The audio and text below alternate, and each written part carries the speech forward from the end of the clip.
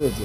কেসের বেসিসটা সেটা হচ্ছে প্রায় 9:45 নাগাদ, সন্ধেবেলা 9:45 নাগাদ সোর্স ইনফরমেশন পেয়ে আমাদের বজবজ থানা কালকে প্রচুর পরিমাণে বোমের মশলা উদ্ধার করে, এবং যে বোমের মশলা উদ্ধার করে তার সঙ্গে সঙ্গে যে 3টে বাইকে করে নিয়ে যাওয়া হচ্ছিল, সেই 3টে বাইকও আমাদের সিজ হয়।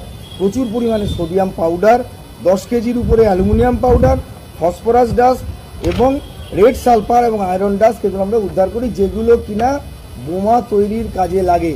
আমি স্পষ্টভাবে বলতে চাই, এই জিনিসগুলো কিন্তু পরিষ্কারভাবে বলতে চাই যে এগুলো বোমা তৈরির কাজে লাগে, এবং এইগুলো দিয়ে যা আমরা এখন অ্যাসেসমেন্ট করছি কত বোমা তৈরি করা যেত সেইটা আমরা অ্যাসেসমেন্ট করছি।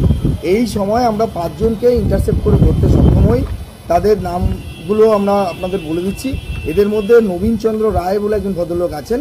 এই ভদ্রলোক কিন্তু আমাদের জেরা যখন করেছে, আমাদের যারা তদন্তকারী অফিসার ছিল তিনি জানিয়েছেন যে তিনি একজন সক্রিয় আরএসএস কর্মী এবং সক্রিয় বিজেপি কর্মী, এবং ওনাকে কিন্তু গত রামনবমীর দিন বাটা মোড়ে, যে আপনারা জানেন যে সেখানে আমাদের পুলিশের একটা ব্যারিকেড করা ছিল, আমরা একটা রুট ঠিক করে দিয়েছিলাম, সেখানে কিছু তর্ক বিতর্ক হয়, সেইখানে তাকে দেখা গেছে।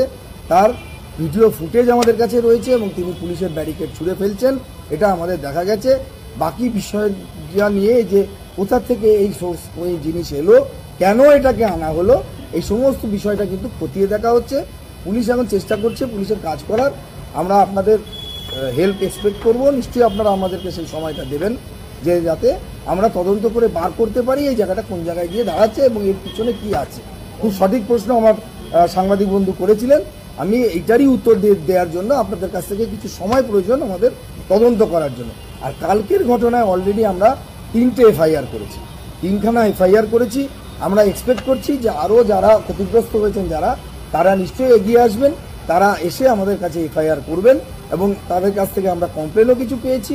আরও এফআইআরের সংখ্যা বাড়বে আমরা ধরে নিচ্ছি, এবং আমাদের তদন্ত এবং তার সাথে সাথে গ্রেপ্তার কিন্তু চলছে। এটা কিন্তু থামা নেই প্রসেস, যে কালকে হয়ে গেল কালকে মিটে গেল এরকম ঘটনা কিন্তু নেই।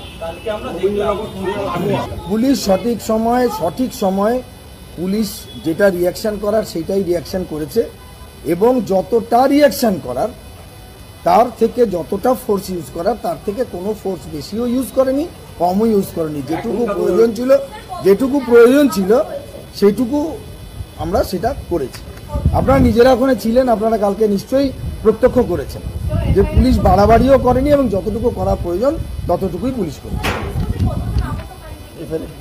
আমরা এফআইআর ডিটেলস আপনাদের কাছে শেয়ার করে দেবো, আপনারা শেয়ার করতে বললে কিছুটা। এখনো আমাদের যে 3টে এফআইআরে 28 জন গ্রেপ্তার হয়েছে, এখনও তদন্ত আমাদের চলছে, এবং গ্রেপ্তারি প্রক্রিয়ায় হয়তো আরও গ্রেপ্তার বাড়তে পারে।